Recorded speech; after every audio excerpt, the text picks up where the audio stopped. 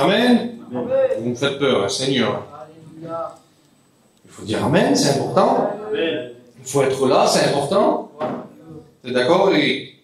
Il faut qu'on soit là ce soir.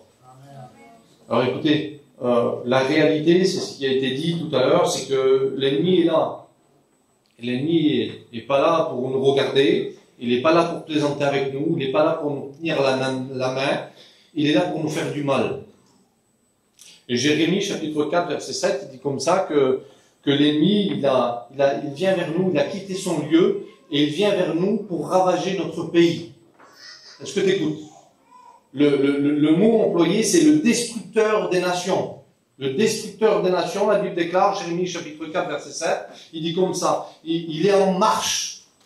Le mot marcher, quand on donne la traduction, c'est le mot progresser. Il est en train de progresser vers nous, l'ennemi, pour faire quoi? Pour nous détruire. Il n'est pas là pour nous faire du bien. Il n'est pas là pour nous donner une récompense. Il n'est pas là pour ça. Il est là pour nous faire du mal. Et je réalisais en écoutant cet après-midi l'annonce de ce garçon qui s'est ôté la vie du Seigneur, à quel point l'ennemi est venu au-devant de lui, à quel point l'ennemi est venu dans sa vie pour qu'il arrive jusqu'à là, pour sauter la vie, pour laisser son foyer. Je ne sais pas s'il avait des petits-enfants, je ne sais pas, mais je sais qu'il avait un foyer, mais quand même, pour arriver jusqu'à là, imaginez-vous à quel point l'ennemi, il faut qu'il vienne au-devant de notre porte.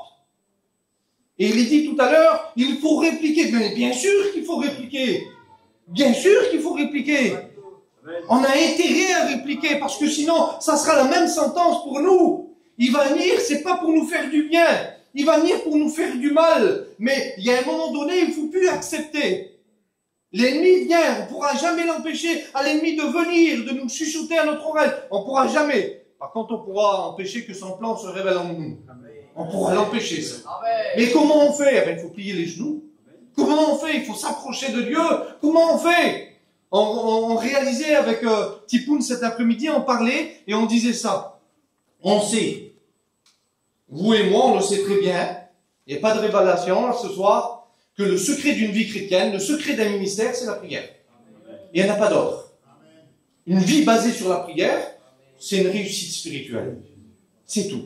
Pas besoin de parler, pas besoin de s'exprimer, simplement notre vie livrée devant le Seigneur parle pour nous. C'est une réussite spirituelle. On le sait très bien. Alors moi, heureusement que dans mon ministère, il y a aussi de la prière, heureusement, béni soit Dieu. Mais je le sais qu'il n'y en a pas assez. Je le sais que pour moi, beaucoup plus facile de partir dans les pays étrangers, beaucoup plus facile de passer des après-midi dans les prisons, beaucoup plus facile d'aller visiter du monde, d'aller dans les hôpitaux, c'est ce qu'on a vécu un peu ces derniers jours, de partir à 2 heures du matin, avoir une appel, partir, être disponible pour faire ça, que passer 2 heures ou 5 heures dans la prière. Beaucoup plus facile d'aller faire une visite que de plier les genoux et de prier. Pourquoi? Parce que c'est la chose qui marche le plus. C'est là qu'on va pouvoir enrayer les traits enflammés du malin. C'est à ce moment-là. C'est à ce moment-là qu'on va pouvoir résister devant le diable. C'est ce qu'a dit Kevin tout à l'heure. C'est Jacques chapitre 4 et verset 7. Il dit, soumettez-vous donc à Dieu, et résistez au diable, et il fera quoi le diable? Il fera loin de vous. Amen. Alors, il y a le diable qui est en train de venir, on l'écoute, Jérémie nous l'annonce. Le diable, il a quitté son lieu. Mon frère, ma soeur, jeune fille, jeune garçon, le diable, il a quitté son lieu, il est en train de venir devant toi, il est en train de venir près de toi. Pourquoi? Pour te faire la guerre. Pourquoi? Pour te faire tomber. Pourquoi? Pour te faire du mal. Comment vas-tu répliquer? Avec quelle force vas-tu répliquer? Comment vas-tu faire? Il est dit ça. Juge chapitre 5 verset 6. Il dit comme ça, au temps de Shamgar et d'Anath, au temps de Jaël, les routes étaient abandonnées et ceux qui voyageaient prenaient des chemins détournés. Il y a eu un temps où on a abandonné la route, où on a abandonné le chemin que Dieu nous avait tracé. Et qu'est-ce qu'on a fait? On a pris des petits chemins détournés, des chemins par lesquels les autres ne nous voyaient pas. Et on prenait ces chemins-là. Qui es-tu pour avoir pris ces chemins-là, passer inaperçu devant Dieu? Quelle audace! Quelle audace pour toi De croire que tu vas passer inaperçu devant Dieu. Quelle audace! Tu croyais, mais il t'a vu. Et parce qu'il t'a vu, il ne veut pas que le diable te saisisse tout seul, parce qu'il va te faire du mal. C'est l'amour de Dieu qui est en train de parler chez nous. Il voudrait t'accompagner, mais il t'accompagnera jamais dans un chemin détourné. Il restera toujours dans la droiture. Il restera toujours sur le chemin qu'il a tracé. Alors il faut faire une chose ce soir. C'est faire quoi, Niki? C'est revenir sur le chemin. Il faut revenir. Il faut se détourner de ces mauvaises actions, de ces mauvaises voies. On a eu peur. On a eu peur. C'est ce qui s'est passé dans le jardin. On a entendu ta voix et on a eu peur. On s'est caché. On s'est caché dans un petit chemin. On s'est caché derrière un petit buisson. On a eu peur. Pourquoi tu as eu peur? Mais pourquoi tu as eu peur? Dieu vient. Pourquoi tu as peur? Pourquoi tu as peur? Parce que tu n'es pas prêt à te présenter devant lui. Tu n'es pas en condition pour te présenter devant lui. Et parce que tu n'es pas en condition pour te présenter devant lui, tu te caches. C'est ta honte qui te fait cacher. C'est ta misère qui te fait cacher. C'est ta mauvaise action qui te fait cacher. Mais Dieu vient. Écoute, mais Dieu vient. Alléluia. Il ne vient pas pour te punir. Il vient pour te dire, écoute-moi, reprends une nouvelle directive. Reprends un nouveau chemin. Reviens dans la maison de Dieu. Reviens parce que le Seigneur, il t'aime. Le Seigneur, ce qu'il veut, c'est te bénir. Le Seigneur, ce qu'il veut, c'est te faire du bien. Ézéchias entend la sentence de Dieu. Dieu vient, se révèle et il parle. Ézéchias, tu vas mourir. Et lui, ce qu'il fait, vous savez ce qu'il fait? Sa réaction, c'est se tourner vers le mur. Ézéchias se tourne vers le mur. Qu'est-ce qu'on fait quand on est devant un mur? On le dit, nous. J'étais devant un mur. Et quand on est devant un mur, on ne peut plus rien faire. On ne peut plus avancer, on ne peut plus progresser. On ne peut plus rien faire. Mauvaise action. Plutôt que se tourner devant Dieu, il se tourne devant le mur. Plutôt que de rester devant le bon chemin, de rester dans le droit chemin, on s'est tourné pour prendre un autre chemin. Mais heureusement que Dieu nous voit. Heureusement que Dieu est notre Père. Heureusement que Dieu vient avec sa puissante main ce soir et qu'il est capable de révéler parce qu'il voit, béni soit Dieu, il voit notre état. Mais nous, on ne croit plus à ça. On ne croit plus à ça. Et je rappelais dernièrement dans une église que, écoutez-moi, je pars dans les pays étrangers, on fait des réunions là-bas, et quand on commence nos réunions, il y a un grand silence, il y a un grand sérieux qui s'installe. On dit on commence la réunion, un grand silence, un grand sérieux qui s'installe. Beaucoup ne connaissent pas la parole de Dieu. Mais par contre, ils savent qu'il y a un Dieu qui est vivant. Et parce qu'il y a un Dieu qui est vivant, il y a un grand sérieux qui s'installe. On rentre dans la prison des bons maîtres. Devant nous, il y a des personnes qui ont des peines, 18 ans, 20 ans, des meurtriers, des trafiquants de drogue. Il y a de tout. Il y a de tout qui sont en face de nous. Allez les frères, on fait une petite période de silence, on commence la réunion. Un grand sérieux qui s'installe. Un grand respect qui s'installe. Ils savent que s'ils sont là, c'est pour écouter Dieu parler. C'est pas pour autre chose. Et toi? Et toi ce soir? T'es venu là pourquoi? Pour ton habitude? Pour pas qu'on te remarque? Parce que le chemin détourné se vit à l'extérieur, alors tu viens prendre une apparence ici, croyant que personne ne va te remarquer. Mais béni soit Dieu que le Seigneur t'a vu. Alléluia. Mais béni soit Dieu que le Seigneur t'a vu. Amen. Béni soit Dieu qu'il t'a vu pour te rappeler. Béni soit Dieu parce que jusqu'à où t'aurais été? Jusqu'à où t'aurais été? Si le diable te saisit, il va t'amener loin. Il va te faire du mal. Et après, tu n'auras plus qu'un regret amer. Pourquoi? Parce que tu seras loin. Alors écoute-moi, je ne sais pas où tu es, je ne sais pas où tu es dans ta progression, mais je t'invite une chose à faire. Reviens. Oui. Amen. Comment il faut faire pour revenir? Comment il faut faire? Il faut se soumettre à Dieu. Amen. Comment on fait pour se soumettre à Dieu? On se repent devant lui. Seigneur, pardonne. J'ai mal fait. Mais dans ton amour, Seigneur, tu m'as vu. Et parce que tu m'as vu, Seigneur, je veux revenir. Je veux revenir, Seigneur. Je veux revenir. Rappelez-vous, le fils prodigue, il est parti. Il est parti de la maison du Père, il pensait que c'était mieux ailleurs. Il pensait que c'était mieux ailleurs. Et quand il a pris des chemins détournés, il a usé tous ses biens. Le diable a eu, Et quand il s'est retourné, quand il a pris connaissance de lui-même, eh bien, il était en train de garder les pourceaux. Il était en train de se nourrir, du manger des pourceaux, il n'avait plus rien. Et il regarde, il fait un bond dans son esprit, il fait un bond en arrière, et il se rappelle quand il était dans la maison du Père. J'étais bien quand j'étais un chrétien. On est bien quand on est chrétien.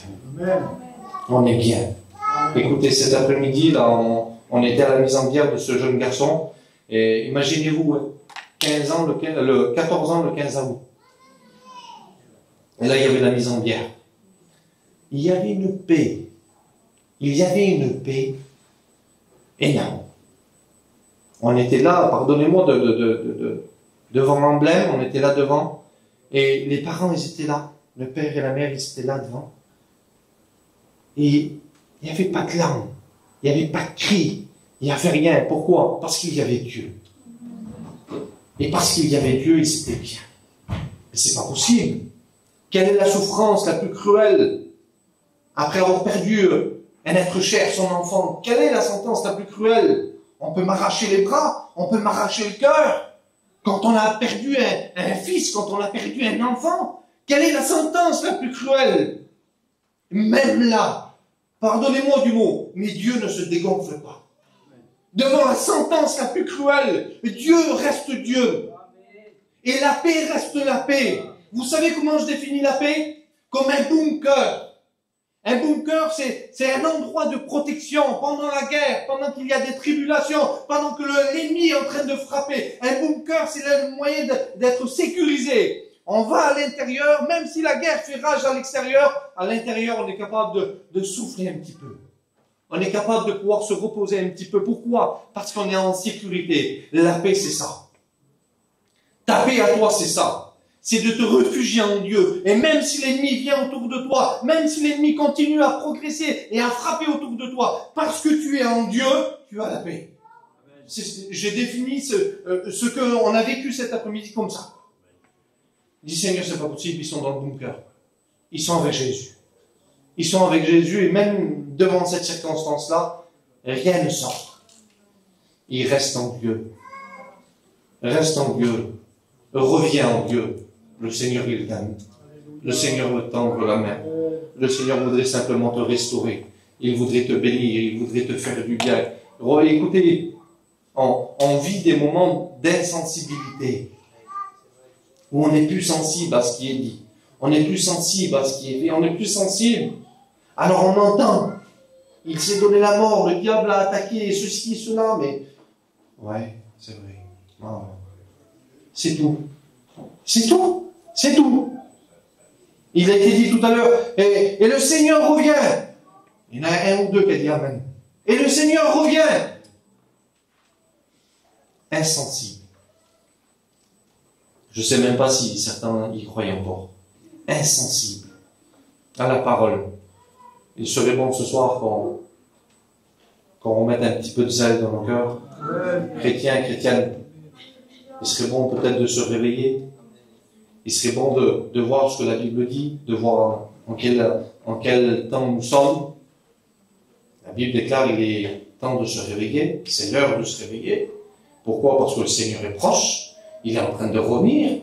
Et que vas-tu faire si tu n'es pas prêt, si tu es encore dans le chemin détourné, si tu as pris des anciennes routes?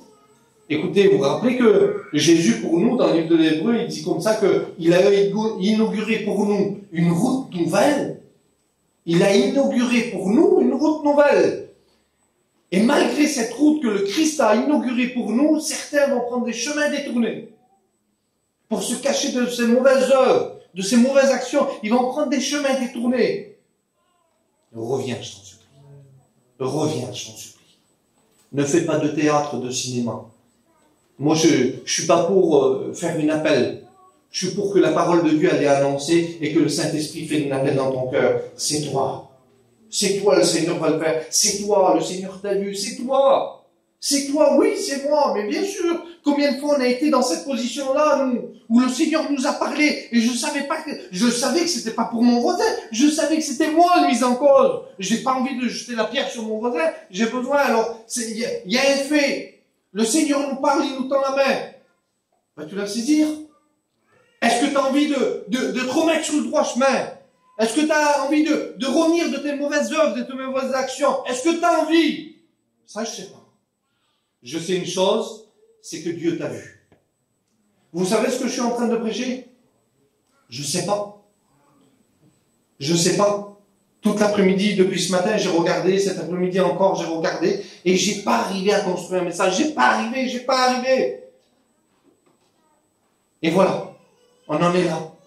En train de dire quoi? Le Seigneur t'a vu, t'as pris un chemin détourné, le Seigneur t'a vu.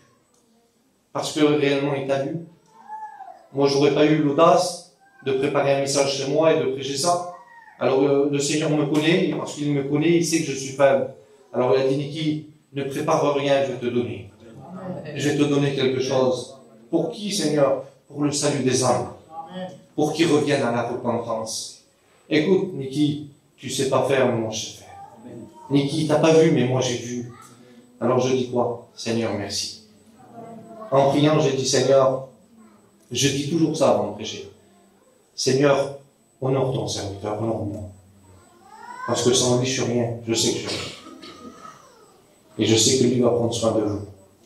Alors je dis, Seigneur, même si j'ai de l'incapacité dans mon cœur, Seigneur, parce qu'eux, ils ont besoin, fais-le, bénis-les. Parle pour eux, Seigneur, ils ont besoin de toi, ils n'ont rien fait, eux. Ils sont dans la douleur, ils ont besoin d'un mot, Seigneur, alors fais-le. Si c'est moi qui ai été choisi ce soir, Seigneur, parle au travers de ma bouche. Et écoutez voir, je crois que le Seigneur le fait.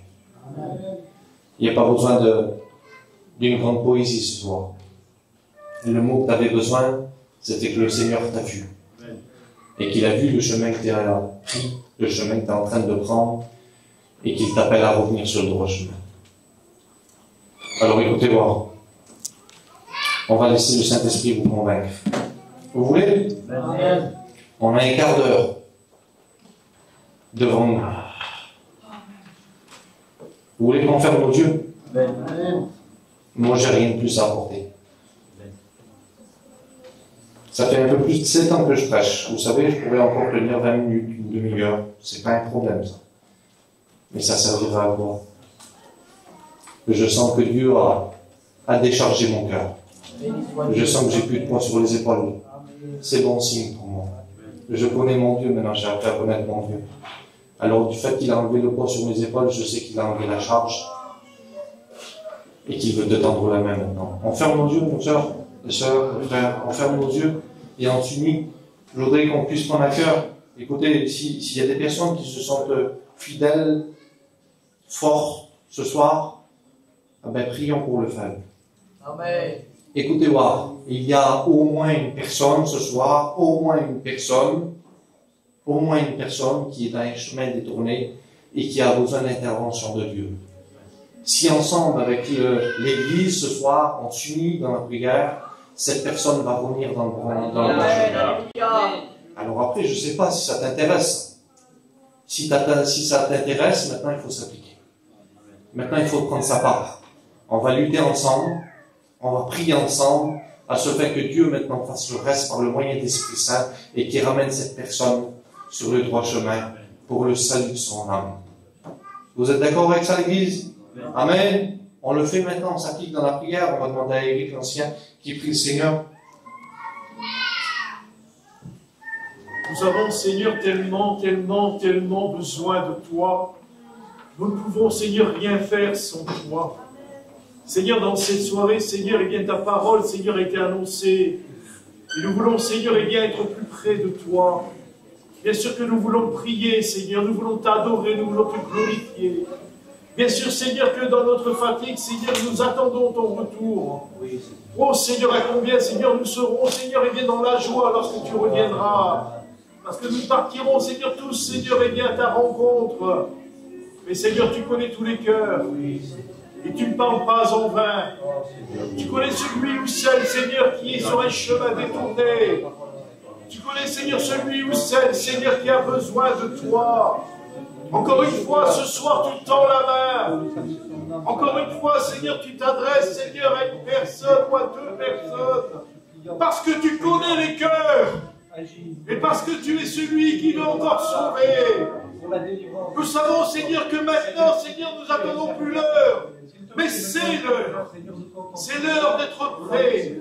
C'est l'heure, Seigneur, d'être celui, Seigneur, eh bien, qui est réveillé. Celui qui vient pour écouter ta parole. Celui qui vient pour chanter des louanges et d'adoration. Celui qui a donné sa vie pour chacun de nous. Dans cette soirée, nous voulons voir la manifestation du Saint-Esprit. Nous voulons que l'Esprit de Dieu réveille, Seigneur. Réveille les cœurs endormis.